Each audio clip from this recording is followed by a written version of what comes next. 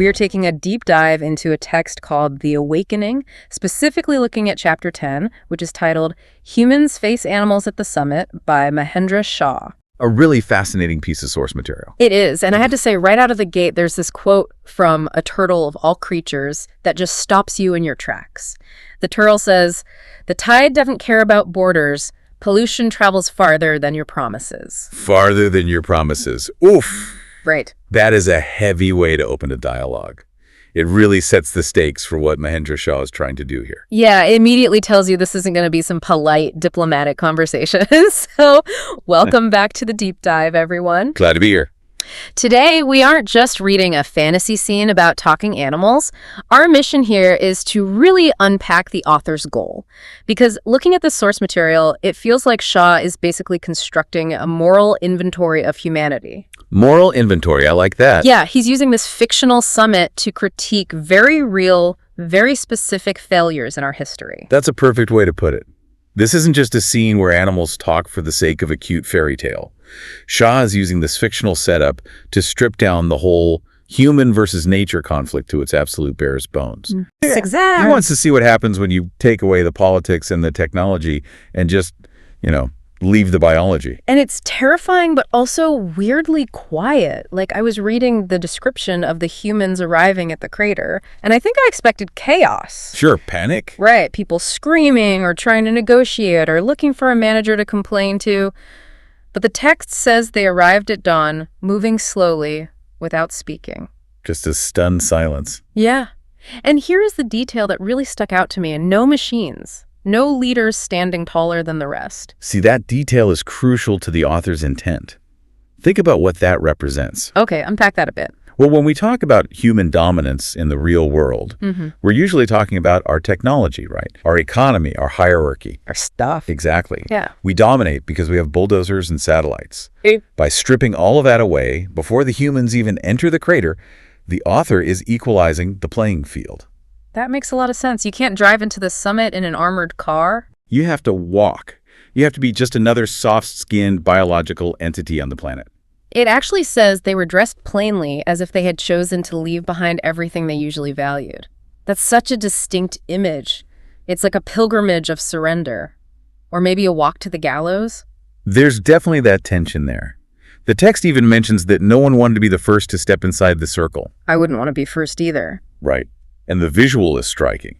You have this massive circle of animals, wolves, elephants, birds, all just standing together. And the text specifies they aren't growling, they aren't snapping jaws. It says they're united by something stronger than fear or anger. Which is exactly what makes the humans so hesitant.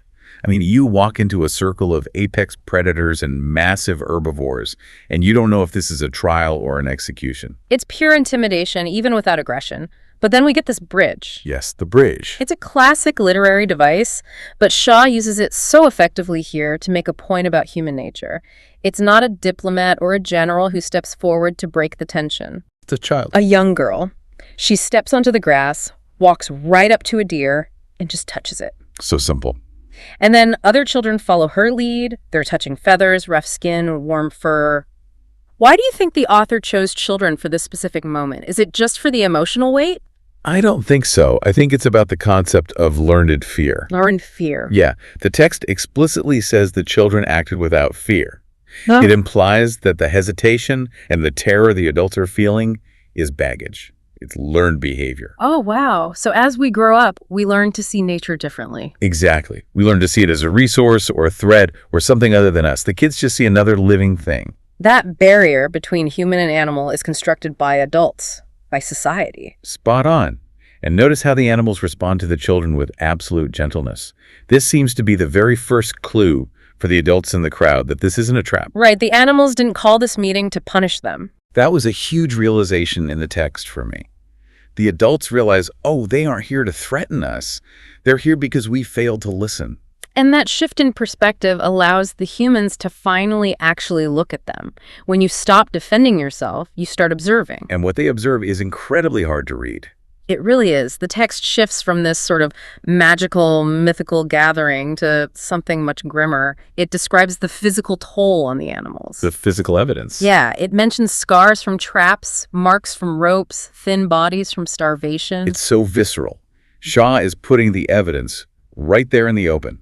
It's not a statistic in a UN report. Yeah. It's a scar on a living creature standing 3 feet away from you. Which brings us right into the main event of the chapter. The indictment. The indictment. The animals have the floor, and they put forward a speaker, a character named Dugu. Dugu. And the description of him is fascinating. He's not yelling.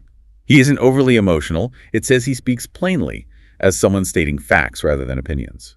Which honestly makes the accusation so much more powerful.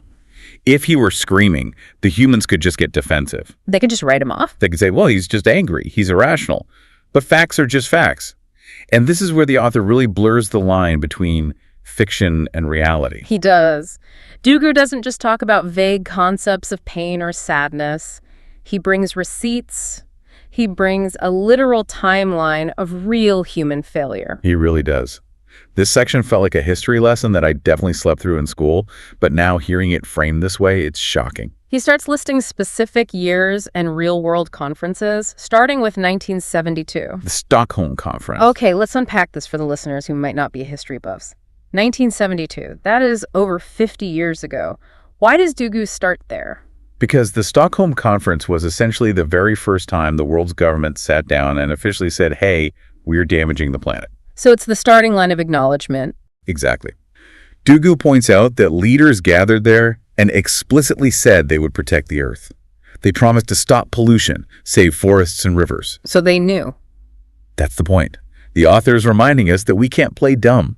We can't say we didn't know the consequences of our actions. We knew in 1972. And then he jumps ahead 20 years to 1992, the Rio Earth Summit. I remember hearing about that one. That was a big deal, wasn't it? Huge. It was literally dubbed the Earth Summit. Dugu notes that humans spoke even more loudly there about climate change and biodiversity. But what was the result? Forests kept disappearing. Rivers stayed polluted. The promise was that things would change, but the reality was that the destruction actually accelerated. It's the repetition that really stings. He goes to 2002, Johannesburg. Same thing again. Pledges for clean water, sustainable food. And Dugu's verdict on all of this is brutally simple. He says, these promises became only words.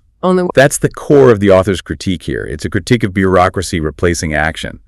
We hold a summit, we sign a paper, we take a photo, we feel good about ourselves, and the planet just keeps burning. Dugu points out that despite the 2002 agreements, humans continued taking more than the Earth could give. And he doesn't stop at the history lesson either. No, he connects those broken promises directly to the disasters we are seeing on the news right now. He talks about the fires. The Amazon rainforest and the Australian bushfires. Yeah. He describes them vividly burning through towns, forcing people to leave their homes. He's connecting the dots for the listener. These aren't random acts of God. They are the direct, tangible consequences of the broken promises he just listed off. He mentions the ice, too. The Arctic melting, polar bears losing habitats, Greenland's ice sheets disappearing. And he warns about sea levels rising to cover places where people actually live. It's a comprehensive list. And we can't forget the plastic. Oh, man, the plastic. The text says whole ocean areas are now filled with waste. Fish, birds, and turtles are swallowing it and dying. Dugu's closing argument here is fascinating because it appeals directly to human self-preservation. He says, humans are not separate from nature. He's basically telling them, you aren't just killing us, you are killing the system that keeps you alive. It's undeniable. And the source says the humans listened without interruption. They couldn't argue with a single thing he said. So the dynamic shifts again. The animals have made their case. The prosecution rests. Now it's the humans' turn to respond. This is a really pivotal moment. And I found the way the author handled this really interesting. He doesn't have one supreme leader step up and speak for everyone. Instead, he picks 3 specific archetypes to confess. Yes, this is the confession phase of the summit. And you're right, the choice of speakers is highly deliberate. It covers the 3 main pillars of environmental destruction. Because it's not just one thing, it's a whole system. Exactly. First up is the woman. And looking at her dialogue, she seems to represent the consumer, or maybe the waste perspective. That's it. She admits to the throwaway culture. She talks about plastic bottles, electronics, fast fashion. She actually says, we used things once and threw them away without thinking about where they'd end up. She drops a massive statistic here, too. She says humans produce over 400 million tons of plastic every year. That number is staggering. It's almost hard to even visualize 400 million tons. And she connects it right back to the food chain. She mentions the microplastics, fish swallowing tiny plastic pieces, and then humans eating the fish. Her admission is chilling. She says, we've poisoned ourselves along with everything else. It's that harsh realization that there is no way. When you throw something away, it goes somewhere. It doesn't just vanish. Precisely. Then we get the second speaker, the older man. The source describes him with silver hair, lines on his face. The text says he represents generations of choices. He takes on the systemic and economic perspective. His confession is all about overconsumption and the desire for constant growth. He admits that they built cities and economies that depended entirely on taking more from nature than it could ever replenish. That's the big philosophical conflict, isn't it? The pursuit of infinite growth on a finite planet. It's mathematically impossible. It is. And he connects that economic greed directly to physical illness. He says pollution causes millions to suffer from disease. So he's acknowledging that the economic system wasn't just bad for the trees or the oceans, it was bad for the humans, too. It literally made us sick. Exactly. And then we have the third speaker, the younger person. This one felt the most risky for the author to include, honestly. The conflict perspective. Yeah, he brings war. It's often the elephant in the room when we talk about the environment. We talk about recycling or switching to electric cars, but we very rarely talk about the massive environmental cost of warfare. This young man states it so simply. He says conflict destroys soil and rivers. He mentions toxic chemicals from weapons lingering for generations. He says, nature pays the price for our battles. That is such a heavy line. It's not just about the soldiers or the civilians caught in the crossfire. It's about the land itself being poisoned for decades. By including this, Shaw is making the inventory complete. Its consumer habits from the woman, its economic systems from the older man, and its violent conflict from the younger person. Those are the three main engines of destruction. And the reaction from the animals to all this, they don't cheer, they don't clap. No, they just watch quietly. But the text says they saw genuine resolve. Why do you think that is? Because the humans didn't make excuses this time. They didn't say, well, the economy is complicated, or we really needed that plastic for medical supplies, or the war was self-defense. They just said, we did this. It's our fault. No justifications, just pure accountability. That seems to be the turning point of the whole chapter. The first woman speaks again and says, we cannot go back to our old habits.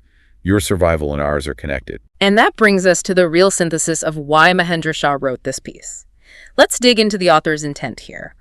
Why write the scene this way? Why the massive crater summit?